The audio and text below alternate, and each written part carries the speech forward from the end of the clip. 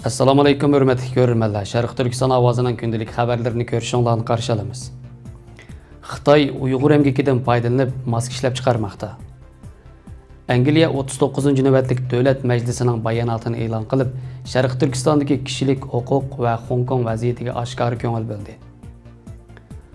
Qora o'nkir qurilmasining o'rni to'g'risidagi tadqiqotda 3 olim Nobel fizik mukofotiga erishdi.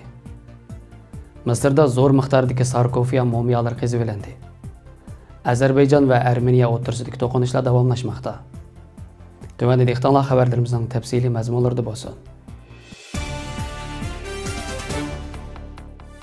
Xitoy virusining tarqalishchanligi shaxsiy qo'g'dash uskunalariga bo'lgan ehtiyojni davomli ilgari surgashga, Xitoy shirkatlari davlat ichi va xalqaroning ehtiyojini qondirish uchun tirishmoqda. Nyu-York vaqt kezdi tekshirish orqali Xitoy shirkatlarining ba'zilari talash-tortish qo'zg'agan hukumat mablag' solgan turdan foydalanib, majburlangan Uyg'ur emgak kuchlarini ishlatganligini bayqagan. Mutaxassislarning aytishicha, bu xil turdagi ehtiyoj doim kishilarni ishlashga majburlaydi ekan. Xitoy davlatlik davolash mahsulotlarini boshqarish idorasining sonliq ma'lumotlariga qaraganda, yuqumdan ilgari Sharq Turkistonda davolash darajalik qo'g'dash uskunalarini ishlab chiqarilgan shirkatdan faqat 4 bo'lib, 30-iyungacha bu son 51 ga yetgan. Rasmiy axborot dokladlari va ommaviy xotirlarni tafsiliy tekshirgandan keyin ularning ichida kam deganda 17si emgak kuchi o'tkazish programmasiga qatnashganligi bayqalgan. Bu shirkat korxonalar asosligi Xitoyning har qaysi o'lkalarining ichki bozori uchun qo'g'dash uskunalarini ishlab chiqardi ekan. Ammo Times gazeti Sharq Turkiston sirtidagi majburlangan Uyg'urlarni ishlatgan shirkat korxonalarining mahsulotini chet elga eksport qilayotganligini bayqagan. Ishchilar haftalik bayroq chiqarish murosimiga shartsiz qatnashishi, Xitoy tilini majburiy o'rganishi va ularning Xitoyga bo'lgan sadoqatiga kapolatlik qilish talab qilingan. Xitoyda bu plan atalmish nomrodlikdan qutulishning bir xil shakli sifatida taratqularda keng tashviq qilingandan keyin Kaliforniya universiteti Berkeley kishilik huquq tekshirish tajribaxonasi va Uyg'ur kishilik huquq jamiyati 10 nechisin ko'rinish va ijtimoiy taratqu dokladini to'plab, yaqinqi emgak kuchlarining yo'tkilishini tafsiliy xotirlagan. Angliya Tashqi ishlar Federatsiya va Taraqqiyot ishlari ministrligi 6-oktyabr Angliya, Amerika, Germaniya, Fransiya, Kanada, Avstraliya, Belgiya, Gollandiya, Norvegiya, Finlandiya, Shvetsiya, Yaponiya va Honduras qatorliq 39 davlat Birlashgan Davlatlar Tashkiloti umumiy majlisida birlashib bayonot imzolab, Sharq Turkistondagi kishilik huquq vaziyati va Hong Kongning navbatdagi vaziyatiga bo'lgan andisini oshkora ifodaladi. Germaniyaning Birlashgan Davlatlar Tashkilotidagi doimiy vakili Kristof Hosken Birlashgan Davlatlar Tashkiloti umumiy majlisining ijtimoiy, insonparvarlik va madaniyat ishlari 3-komiteti yig'inida 39 davlatga vakolatan so'z qilib, biz Xitoyning kishilik huquqqa, bo'libmi Sharq Turkistondagi Uyg'ur va boshqa musulmonlarning Tibet xalqining dinini hurmat qilishga chaqiriq qilamiz dedi. Birlashma bayonotda Xitoy Sharq Turkistonda g'oyat zo'r ko'lamda siyosiy qayta tarbiyalash lageri qurgan. Ishonchlik statistikada 5 milliondan ortiq Uyg'ur va boshqa musulmon xalqancha qo'lga olingan. Uyg'ur va boshqa musulmon millatlarga qarata qattiq nazorat qilish, majburiy tug'ut cheklash va majburiy emgak qatorliqlar Sharq Turkiston kishilik huquq vaziyatining og'ir daxli tarziga uchrayotganligini gavdalantirdi deganlar bayon qilingan. Bayonotda yana Birlashgan Davlatlar Tashkiloti mutaxassislarining Hong Kongning davlat bexatarlik qonuni Xitoyning xalqaro va'dasiga xiloflik qilish to'g'risidagi yakunidan andish qilib, ayiblash delolarining Hong Kongdan Xitoy o'lkalariga yo'tkilishidan andish qiladiganligini bildirgan.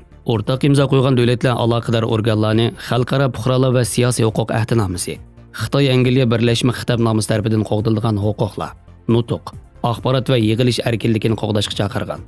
Bayonotda yana Xitoy hukumatining Birlashgan Davlatlar Tashkiloti kishilik huquq oliy komissari va ishxonasi qatorliq mustaqil kuzatuvchilar va aloqador alohida tartiblarga mas'ul kishilarning Sharq Turkistonga darhol va cheklimisiz kirishiga ruxsat qilishiga, irqiy kamsitishni tugatish komitetining Sharq Turkistonga oid 8 taklifi, yana Uyg'ur va boshqa musulmon millatlarni xohlagancha tutib qolishdan saqlanish qatorliqlarni jiddiy ijro qilishga chaqirgan.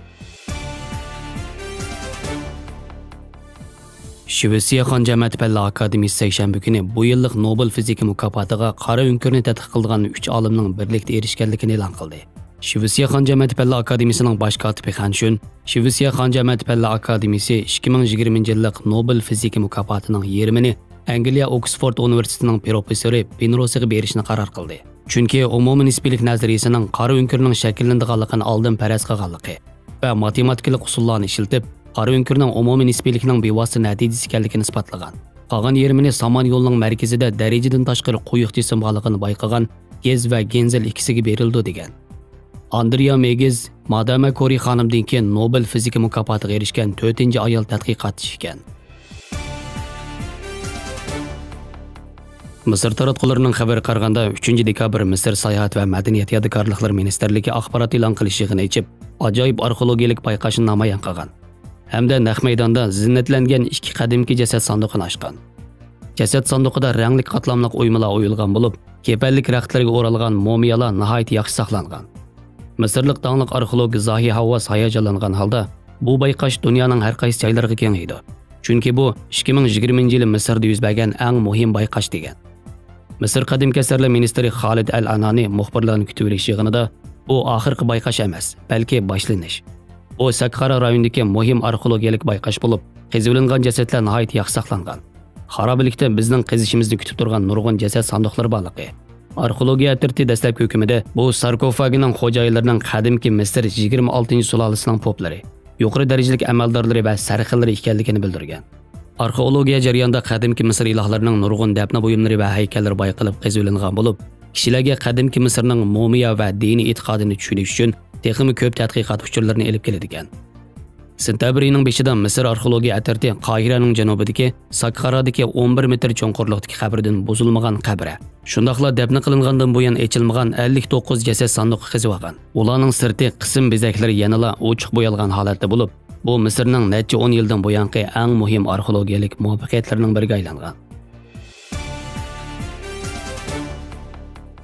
Ozarbayjon-Armeniya oldingi saf liniyasidagi to'qinishlar tun bo'yi davomlashmoqda. Ozarbayjon Davlat Mudofaa Ministrligining bildirishicha, Ozarbayjon armiyasi yaqinqi bir qancha kun ichida qo'lga keltirgan muvaffaqiyatlarning doirasini kengaytirish maqsadida oldingi saf liniyasining o'xshamagan yo'nalishlarda harbiy harakatlarini davomlashtirgan. Ozarbayjon Armeniya oldingi saf liniyasini bo'ylab to'p hujumlarini yapgan. Bu jarayonda Armeniya armiyasining 5-zarbdorlar polkining qo'mondonlik qilish va kuzatish nuqtasi, bir Bronovik va 3 to'pi Ozarbayjon to'pchi qismlari tomonidan pachaqlangan. Ministerlikning yana bir bayonotida ta'kidlanishicha, Armeniya armiyasi atigan taraflarda Tartar, Arda, Og'dam, Og'jibadi, Fuzuli va Jabroil viloyatlarining har qaysi yezi qishloqlariga hujum qilgan. Ozarbayjon armiyasi mo Armeniya armiyasiga qaytarma zarba bergan.